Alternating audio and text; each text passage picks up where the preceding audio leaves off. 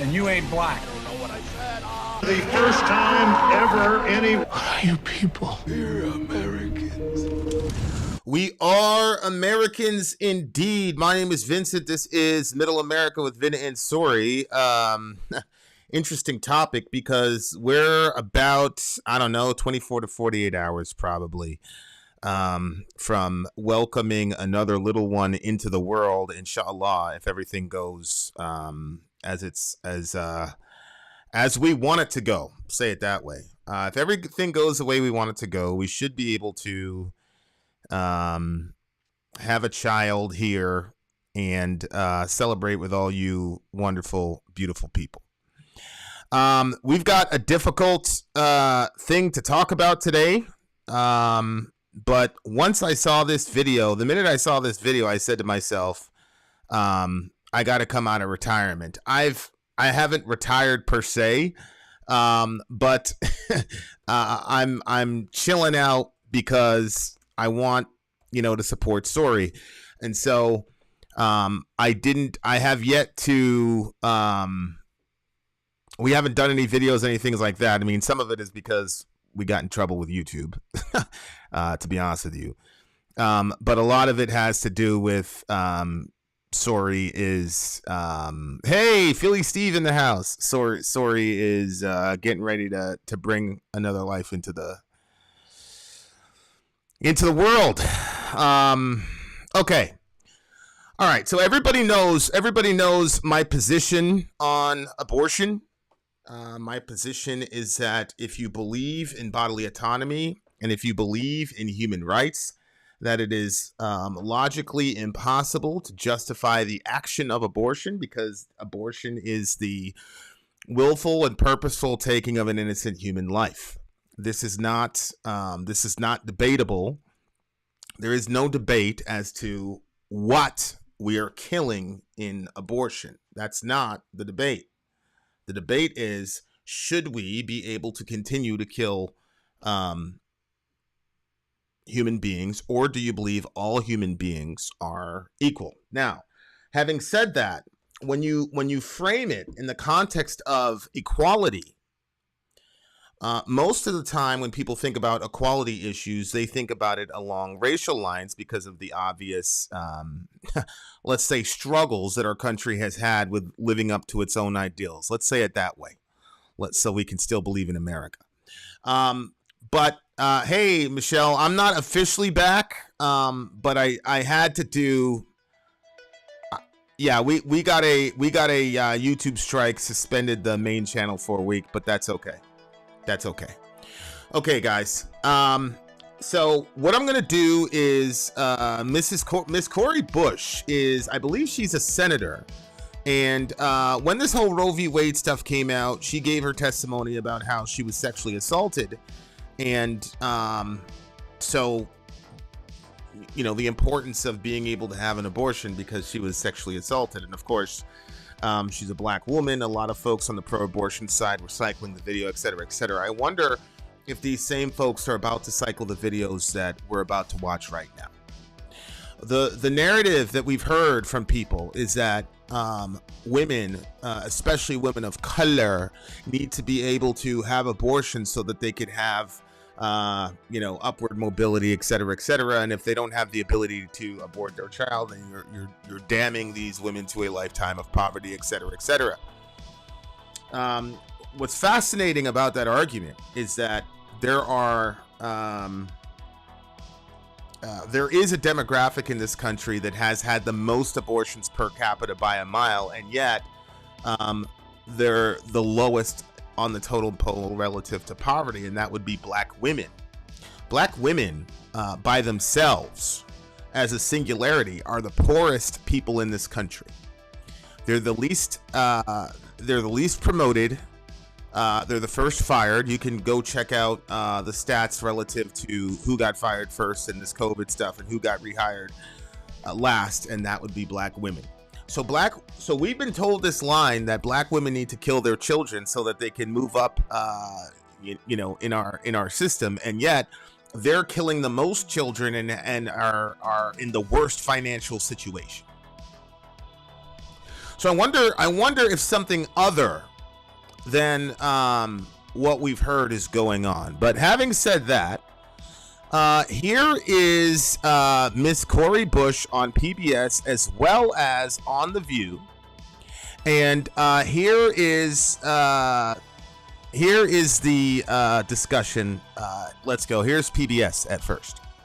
One of the things that really struck me in the part of your book where you talk about the experience you had with abortion is how nuanced your view is, because this is a complicated topic. And you talk about how the fact that it's complicated showed up in your own. Well, some topics are complicated, and some topics are complicated on purpose. You know, I've got a 3-year-old that if you give him a certain command, he'll say, "What? What?" As if it's some like complicated command, like put the toy down and come over here. It's not that complicated. But we continue. Life. Yes. You became pregnant 2 years later when you were 9. She was sexually assaulted at 17 years of age, Miss Bush was, and she had her first abortion at 17 years of age due to a sexual assault. Now, the details of that are going to be in the next video, so stay tuned because we're watching this clip and another clip. But this is talking about after she was sexually assaulted. She had a boyfriend. She became pregnant again. And so this is what she's talking about. We continue. And you chose to have an abortion. You went to an abortion clinic. At this time, you were enrolled in university. You had started Harris Stowe State University. And you got to the clinic and had second thoughts. Yes. Walk me through what happened. So she got to the clinic and had second thoughts. Dear listener, I've been outside those clinics. Probably the worst. There have been a couple really terrible things that I've seen and heard, but probably the worst thing was there was this young lady. She went to get the abortion. The father found out. Pretty sure she's 16, 17. The father found out. Rushes into the clinic. And obviously, they held the father back. The girl is on the table. She is saying no and looking for her dad. What people don't realize is one of the things that they do, because the girls are extremely nervous, because this is probably the most unnatural act known to man, a lot of times they'll drug those girls. Our particular young lady, she was on Xanax or something, and so she couldn't speak, but she was trying to say like stop, wait, or whatever, and they went right ahead and killed her child anyway. So that dad basically had to sit there and watch as his daughter was being violated and his grandchild was being exterminated right in front of his eyes. I don't tell that story because a lot of people, there's a lot of denial and lying that happens in this situation. Obviously, the idea that we're just, removing a clump of cells is the most basic lie. And obviously that's been the lie since 1974. And obviously, the common man didn't have access to ultrasound and embryology and embryologists and all the rest of it. So we can excuse them for that. But in 2022, anybody still saying that is saying that because they're willfully ignorant. But Planned Parenthood is not going to correct them. I follow this young lady on Twitter, and I got to tell you, she's an atheist, pagan, whatever she calls herself. Shout out to her. And I got to warn you, if you're going to follow her, her name is @flower_fetus33. I'll probably put the thing up there. You can follow her. She's not on the team as far as not being a Christian, but her sister was killed because they discovered that she had a birth defect in the amniocentesis, which happens around 4 or 5 months. So if you know anything about embryology or develop, all you have to do is Google what a kid looks like at 5 months in utero. And they killed her sister because she committed the crime of having Down syndrome. Because when you go to see if it's a boy or a girl, that ultrasound or whatever, and they do the amnio, that's around the 4.5, 5 month mark. So that that ultrasound at the 4.5, 5 month mark, yeah, you find out the gender, but the main thing is you're trying to see, do we have all the appendages? Does it have spina bifida, et cetera, et cetera, et cetera. Okay. Having said that, having said that, let's go and watch what our sister has to say, Miss Cori Bush. Let's check it out. I was thinking back to the first abortion. Okay, you've done this before. You know the rooms. You know what it looks like. You know what it feels like in this place. You know what to expect. You know that you may experience even some harm or some racism in this space. Like, I thought I was ready. Now, why would this woman? And again, this is a nuance, but a pro-choice person who disagreed with the Roe decision. Why would she say, "I know I'm going to encounter racism"? What would it be about abortions and things like that would be correlated to racism? We continue.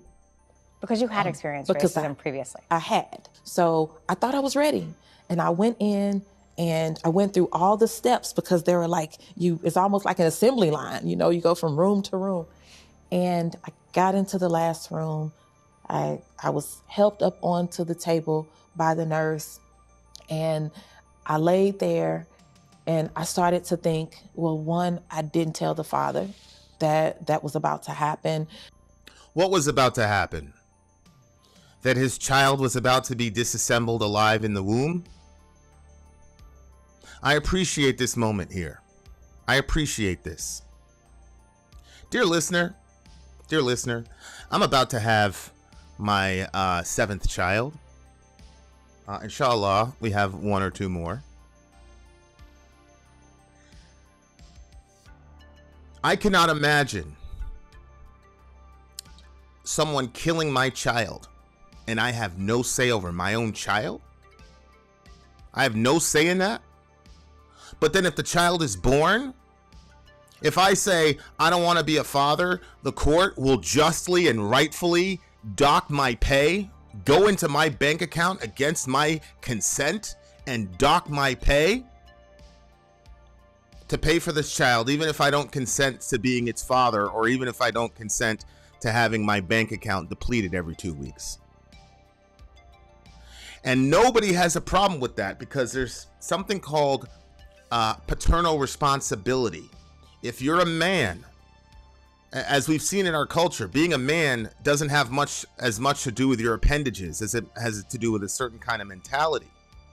And any man that's worth being a man is going to care for his child. If stuff doesn't work out between you and your baby mama, all of us in society, whether atheist, Christian, Muslim, vegan, exclusive meat eaters, whatever, everybody agrees that a man should materially support the child that he took part in bringing into the world.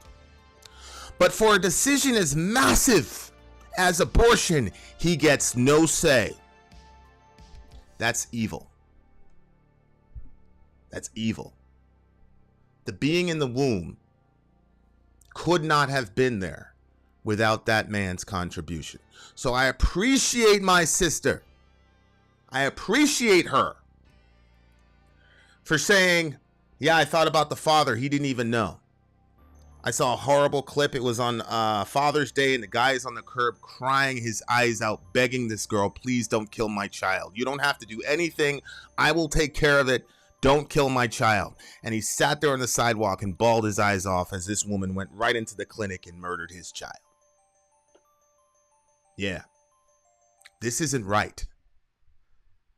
This silly idea that the man is just a sperm donor and it's only the woman's body. Ridiculous. She killed that child and then she walked out of the clinic. You see her body still intact? It was not her body that was disassembled, dear listener. I know it's hard to hear. But if you've ever listened to anything I've had to say, she's still here. But her baby and the child's father's baby is not. It was not her body that was poisoned to death. It wasn't her body that had a sulfur clamp crush her skull. It wasn't her body that was denied oxygen. You know, the most popular form of abortion. You know, the little pills that you take and all the rest of it. A lot of you guys don't know what that does. It cuts off oxygen and nutrients to the child, and it kills it. And then you pass it as if you were going to the bathroom on the toilet. So she thought about the father. I appreciate that as a father. I appreciate it. Especially, it's most likely that it was a black man. And black fathers do not get any respect in this culture in any way, shape, or form. So we continue. I just felt like I needed more time. So I said, no, you know what? I'm not ready. Mm-hmm. And the nurse just, wouldn't listen to me. And I said, no, I'm not ready. And as I'm saying no, they continued to pull the instruments and, get everything ready. And it was just like, no, calm down. No, you're going to be okay. So you were telling them that you didn't want to move forward. Yes. And they were. Just like the girl in my story. She was all drugged up and doing this and saying no. And they kept going anyway. Like I said, I don't tell that story a lot because I can't stand the deniers of reality. And to be honest, I'm a random guy on the internet, so who knows? You don't know me. I've probably never been outside of a clinic. So that's one of the reasons I don't tell that story. But Cori Bush, I don't think she's lying. Do you? I think she's telling the truth. She was starting to rethink it. She said no, and them white folks just kept going like she wasn't there. We continue. Ignoring you. They absolutely ignored me, even to the point of, like calm down, as if I was the problem. And so I didn't really know, I didn't understand at that point where I had a voice, like who listened to me. And so I remember laying there looking to see if there was someone else in the room that would listen to me. And we all, if you're black and you've ever been in a healthcare situation, you know exactly what's going on with this woman. There's a reason that black women have the highest abortions in America, X5, and the highest maternal mortality rate. Black women have the highest abortion rate and the highest maternal mortality rate. Maybe they're being treated differently. I wonder why that would be. We continue. We got a black president, so it has nothing to do with race. We continue. And they ended up during this time, they put the instrument inside me and started the instrument. Okay, that's the vacuum. That's the vacuum. They open you up after a laminaria treatment the previous day. That loosens everything up. Then they open you up and they suck out all the amniotic fluid, and then they go and target the baby. So when she's talking about the instrument, she's talking about the vacuum. But I want you to listen again to her experience. Like who listened to me. And so I remember laying there looking to see if there was someone else in the room that would listen to me. And they ended up during this time, they put the instrument inside me and started the instrument.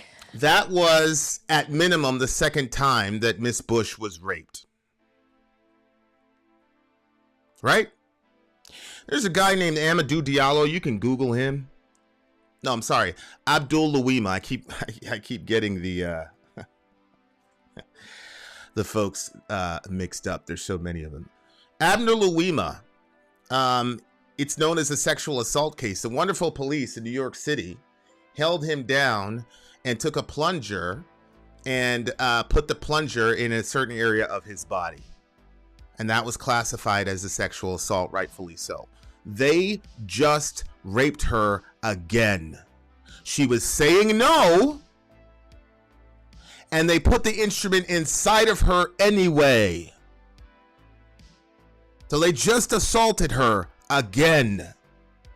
But she doesn't even characterize it that way because she doesn't even realize what just happened. So it was, and I'm saying no. She's saying no, and they continue to put the instrument in her body anyway. Let me ask you a question, dear listener.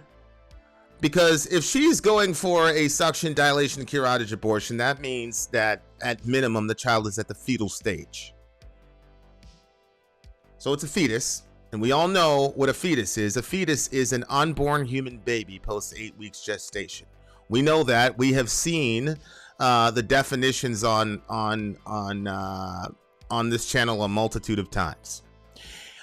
Here's what an embryo is, by the way, if anybody wants to know what an embryo is. We also have a definition of what an embryo is so that everybody can be on the same page. Here it is, guys, because I don't want you guys to be uninformed. This is Encyclopedia Britannica. Hopefully people recognize that as a valid source, because I don't believe in fake news. Here's a definition of what an embryo is, dear listener. Embryo, the early developmental stage of an animal while it is in the egg or within the uterus of the mother. In humans, the term is applied to the unborn child until the end of the 7th week following conception. From the 8th week forward, the unborn child is called a fetus. Let me ask you a question, because as I said, I know this procedure very well. The laminaria has already been done the day before. Now they're using the suction thing to suck out the amniotic fluid so they can tear off this child's arms, its leg, eviscerate the torso, and then find its head, squeeze until a white substance exits Miss Bush's uterus, which is called the baby's brains. They then go and take the pieces of the child and reconstruct it to make sure that there are no stray pieces left inside the mother so that she could go into sepsis and then they could get in trouble. What do you think that child's opinion of that kind of treatment would be? So here's the mother. She's saying no. She's on the table with her legs wide open. I want you guys to understand. She's in the stirrups with her legs wide open, and she's saying no. And these people are sticking this vacuum inside of her vagina as she's saying no to go for her child.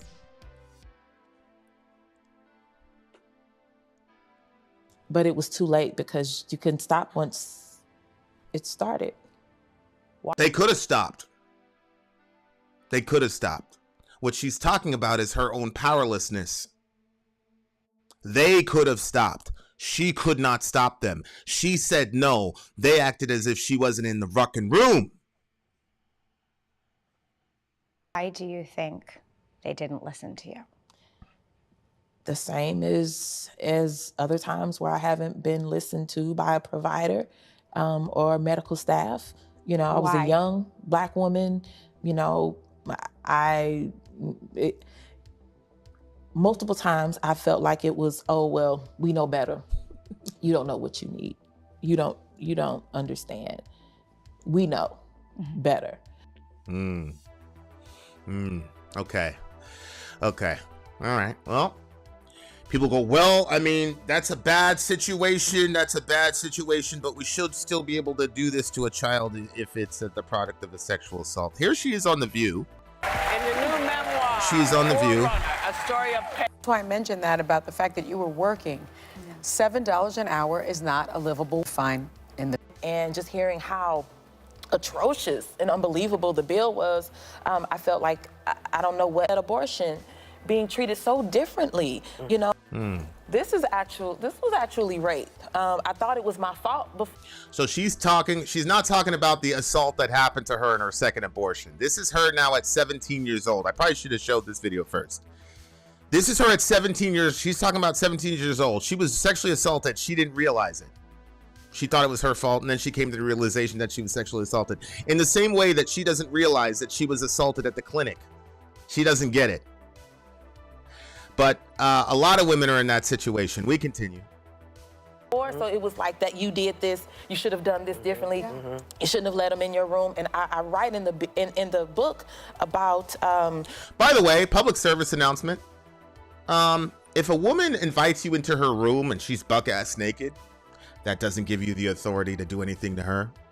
If she says she wants to do some shit and you guys start doing some shit, then you start going for the gold and she goes, whoa, whoa, whoa, whoa, whoa. You gotta stop, bro. You gotta stop. And if that happened to you and you're a woman, that's not your fault. It's not your fault that some dude was socialized to believe that he had rights over your body. It's not your fault that dudes are socialized to not be able to contain and manage themselves. It's not your fault that you're part of a pornographic culture that's steeped in misogyny and commoditizes literally every part of the female body. None of that is your responsibility, sis. So if that happened to you, you go to the authorities and you do your best. But at minimum, that's not on you. We continue. You know, just kind of internalizing that. But then also when I went to go have that abortion, being treated so differently. You know, I thought that I was, when they said go into counseling. So I went into the room to get counseling. When she got assaulted, she was advised to go to counseling, which is obviously the right advice, obviously. And the counsel that she got, she's going to tell you what kind of care. Let's look at the care that this black woman received from these folks. And instead of being, you know, told like, hey, there's the option of adoption, or like talking about other things, it was your baby is underweight, and you know you can always get pregnant again. You need to go ahead and have this done. You're going to end up on welfare. You're not. Why would she end up on welfare? Why would she end up on welfare? You see a young black woman in that hospital. The baby weight is my daughter Zoe, who's literally like my most athletic child, like boy or girl. In her 4-month, they said she was drastically overweight. And the nurse said to me, we need to send you to Portland so you can discuss your options. Soraya, they told her that Selah was not compatible with human life, and again, hinted at options. And if we would have listened to those two people, we would have lost two of the most beautiful, healthy, athletic, unbelievably amazing human beings that the world has ever seen. But this girl's by herself. She's a victim of rape. And all the authority figures are telling her, get rid of this kid. We continue. It was your baby is underweight, and you know you can always get pregnant again. You need to go ahead and have this done. You're going to end up. By the way, ladies, I feel led to say this. That's not true. Look, I know what everybody, you know, people do whatever, but at the end of the day, I'm old school, man. It's God who opens and closes the womb, dear listener. The idea that we have control over this and, oh, I can get it, I'm going to have an abortion and have a kid when I'm 30 or whatever. You don't know that, man. That might be your only child. I can't tell you how many stories I've heard where it was like, yeah, I was on the way to clinic. I turned around and said, forget it. And that was the only kid she ever had in her life. So no, it is not true that you could just automatically have another one whenever you see fit. That's not the way it goes. But if you're trying to close a deal, on welfare, you're not going to have a future. It was just one thing after the next, and I had just turned 18, and I had just turned 18. I felt like I had disappointed my parents who had pushed me and worked, you know, done so much for me. So by the way, Christian parents, I was hanging out with somebody one time and she said, yeah, my dad said if we ever end up pregnant, that he'd kick us out. And so none of us ever got pregnant. I said, or some of y'all had some abortions. As my brother said, religion can also be deemed satanic and evil as well. That's a satanic thing to say to your daughter, bro. If you as a father actively slut shame your daughter, you're part of the worst of humanity. You know what I'd say if my 60, and I've explicitly talked about this with both of them, and one of them is probably gonna get pregnant out of wedlock. I probably shouldn't have said that. You know what I said? I said, if you girls ever come up pregnant, we're going to celebrate like there's no fucking tomorrow. Married or not. You know why? The scripture says that children are a gift from the Lord and a reward from him. So if my 15, 16-year-old daughter wound up getting pregnant, I would look at that as God overlooking her sexual sin and deciding to bless her socks off anyway. And that's something that Christian families should celebrate. And literally, goddamn everybody's opinion in your little church group or whatever. Let them pray for you, which we all know is gossip or whatever. Let them do it. Man, it's your daughter. Who cares about other people's opinions? How many kids have we put in the ground because you're worried about what the church group is going to say? That's satanic. And I'm not just talking about the abortion question. I'm talking about LGBT, the whole 9 yards. Already having this, I couldn't go to Tuskegee, which was my dream. Right. Tuskegee University in Alabama, like all of those things were crashing in on me. And then to hear this, knowing that I was carrying a child that I didn't know how I could take care of, how I would be able to take care of, you know, I needed that adult that had this expertise to help me, and that didn't happen. But then, yep. The 16-year-old kid, you know, when he was walking into the clinic, he was a badass. He was saying "fuck you," blah blah blah. You know, people get all tough because there are cops out there. So he was all hard. You know, he's one of them white boys that listen to 50 Cent, thinks he's a gangster. So he was acting all tough. He was walking in the clinic, and then the day was over, and we were packing up, and we come around, and I see this kid on the bench in front of the clinic, and he's got his head in his hands. He's crying his eyes out. I said, "What's wrong with you, little bro?" He said, "I just killed my son." I just sat there because I completely failed this kid. I was not able to turn him or his girlfriend around. So I'm sitting there as a complete failure. And this kid's got his head in his hands, crying his eyes out. I said,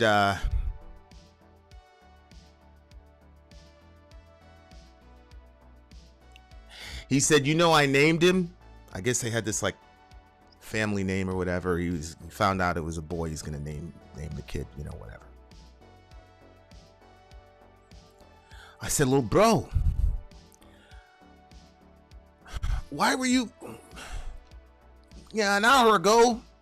He said, "Look, bro, we came up pregnant. Our parents said, okay, we're gonna take care of this. The guidance counselor was, and the mom were walking them both in there. The guidance counselor told, all the authorities told them, we have to get rid of this. Your guys' life is over, blah, blah, blah, blah, blah, blah, blah, blah, blah, blah, blah, blah, blah. So at the end of it, I didn't see the fucking guidance counselor. I didn't see the mom. I didn't see the escort, all the heroes in the pink vests. None of those people were there for that boy. None of them. Or the girl.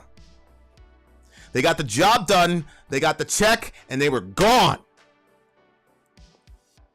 So being, you know, failing that kid for the first time, I didn't want to fail him again. So, you know, me and Soraya and Chloe was with us at the time. We opened up some scripture. We prayed with him. We cried with him.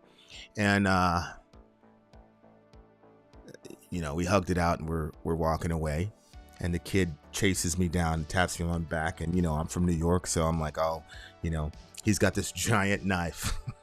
Like, God strike me if I'm lying. He's got this giant knife. And I'm like, okay, you know, all right, Lord, here we go. And the kid says, I made a lot of bad decisions today, and I need you to take this from me so I don't make another one. That boy was not going to kill his child. That girl didn't think about killing her child. It's the adults in their life who told them this is what you have to do. Your life will be over, that put them in that fucking situation, dear listener. And she's telling you the same thing. Black women, you have you are at the bottom of the totem pole, economically speaking, but you've had the most abortions. You guys should be at the top of the totem pole if abortion is a way to get yourself some economic freedom. Why are black women still at the bottom of the barrel when they're having the most abortions in this country? Maybe, sister, maybe it's possible. Maybe it's possible that women have been having children for millennia and that you guys know how to do that shit. You know how to do that shit. You know how to have kids, go to school, get yourself a job, move up, become a senator, become a president. You can do anything you want. Yeah, it's going to be a little bit more difficult. You're going to have to take a different route. But how many kids would be here today if some counselor would look that 16-year-old girl in the eye and say, you're going to be good. Killing your child statistically is not going to help you, especially if you're a black woman.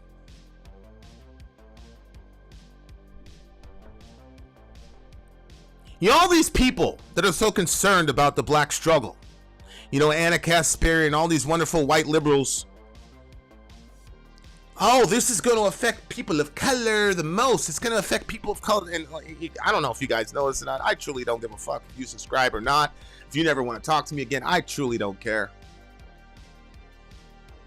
All these silly white liberals talking about, oh, this is going to affect the black community. What about the black community? Blah, blah, blah, blah, blah, blah, blah, blah, blah. Black women ain't shit in this country, Anna.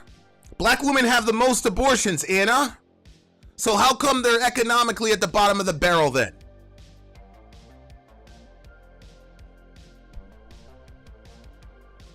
We continue. And when I went into the next room, hearing the white girls, I was the only black girl, but hearing the white girls talk about, oh, they were so nice, and they told me, you know, that I could go ahead and have it, and they, you know, would set up resources for me, or I, like all of these, they all had the same story. They didn't know my story. They were just having a conversation that I walked in on, and I was crushed. Why?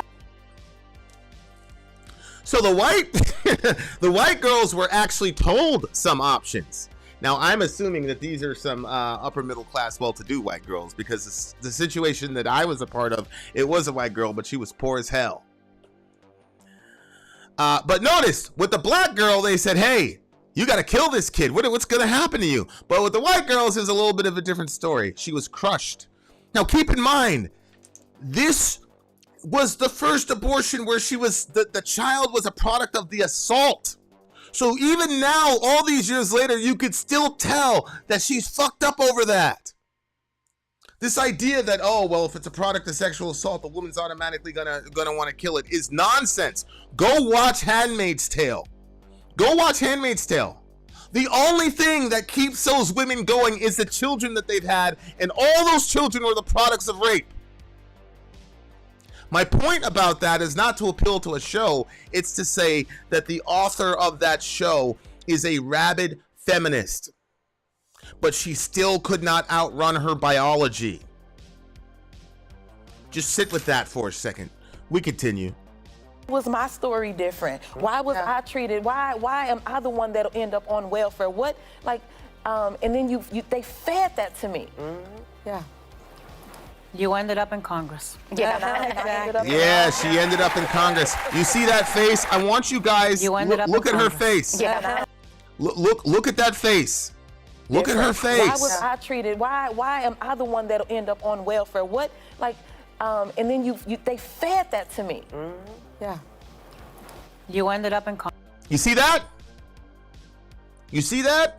Oh, I don't know how old Miss Bush is. I don't know how old Miss Bush is, but she's still hurt over this. And that was a child from the assault. That was a child from the assault. Dear sister, if you're carrying a child right now that's a product of a sexual assault, I know what the world is telling you. But I'm going to tell you that it is not going to do for you what you think it's going to do. Trust me, I have never seen, I've seen a multiple women who were assaulted and then had the kid. I have never seen them say, I regret letting that child live. But I've listened to a bunch of women say they regret killing that child. You could tell she regrets killing that child, even though it was a product of an assault. Now, why was she treated this way? Why was she treated this way? I don't know. That's a good question. You could say, well, this is racism, blah, blah, blah. AT says, I support the woman's right to choose. To choose what? Kill her child? AT, can she kill her child after it's born? Does she still have the right to choose to kill a child after it's born? Does she have the right to choose to kill an 8-month-old in the womb? Does Sori have the right to kill my child who's due in 2 weeks? I'd like to know. Here we go. Let's check this out here. Why was she treated the way that she was treated? That's a very interesting question. Here's Ruth Bader Ginsburg. This is Ruth Bader Ginsburg commenting on the Hyde Amendment. The Hyde Amendment was the next stage in this discussion where people wanted to use my tax dollars to fund abortions directly, and that got shot down. Look at what Mrs. Ruth Bader Ginsburg said relative to the Hyde Amendment being shut down. She was surprised that it didn't go through. And look at this commentary from Ruth Bader Ginsburg. Here's what Supreme Court Justice Ruth Bader Ginsburg said in Sunday's New York Times Magazine. Frankly, I had thought at the time that Roe v. Wade was decided, Ginsburg told her interviewer, Emily Bazelon, there was concern about population growth, and particularly growth in populations that we don't want to have too many of. You know, there's certain people in this country, this is Ruth Bader Ginsburg, the hero, although a feminist hero. Ruth Bader Ginsburg said, here's AT, you don't have to reproduce if you don't want to. My brother, the minute the sperm hits the egg, you have reproduced. That's a decision that was made. But you didn't answer my question. Sori's due in 2 weeks. Should she be able to kill that child, yes or no? And if not, why not? I'd like to know. But anyway, Ruth Bader Ginsburg says there was concern about population growth, and particularly growth in populations that we don't want too many of. We. You know, I had one of these apologists for RBG because everybody wants to, canonize her as some saint, which I love the irony of it. Her refusal to step down is probably one of the main reasons Roe v. Wade got shot down. Bless God. God has a very interesting sense of humor.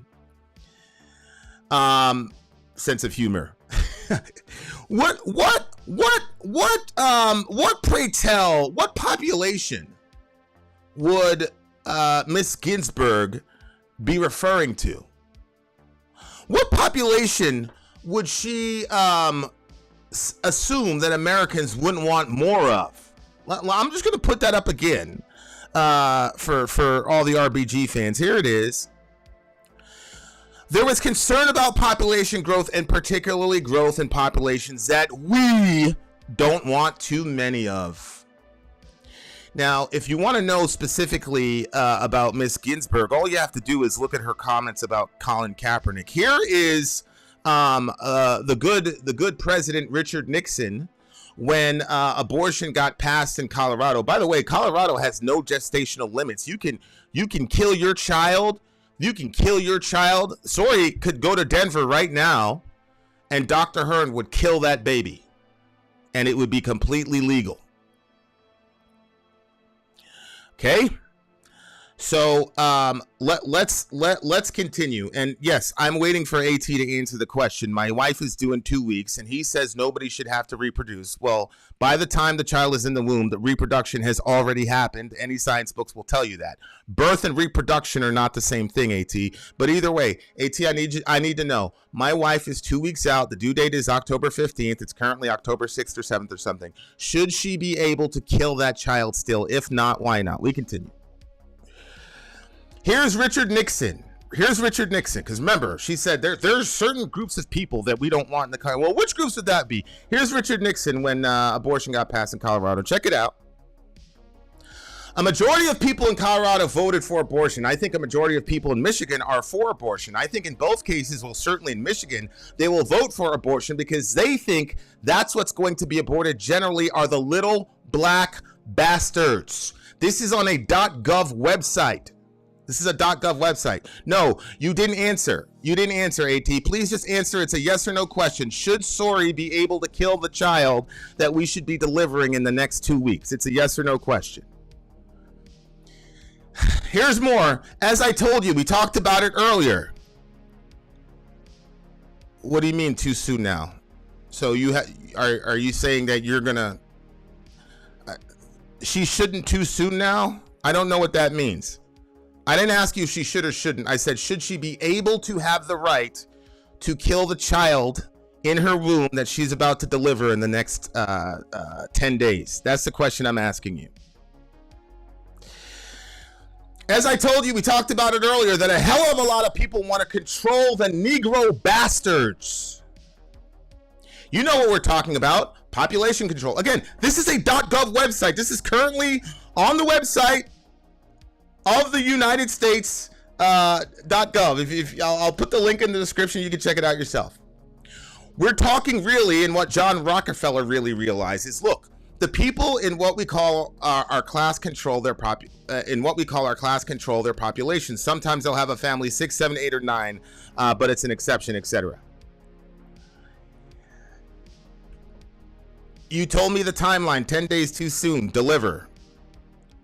I don't know what too soon means. Can you just answer the question? Can you answer it's a yes or no question. Should Sori be able to kill our 8.5-month-old child in the womb? Yes or no? Could you just answer that yes or no? That I would be very grateful for that, brother. Okay. So we know that at least according to Richard Nixon, America was cool with abortion because they knew that it was going to target the little black bastards. Okay, so Alan, AT says no, she should not be able to. Well, AT, you are a horrible misogynist prick because now you're telling a woman what she can and cannot do with her body. You're imposing your morality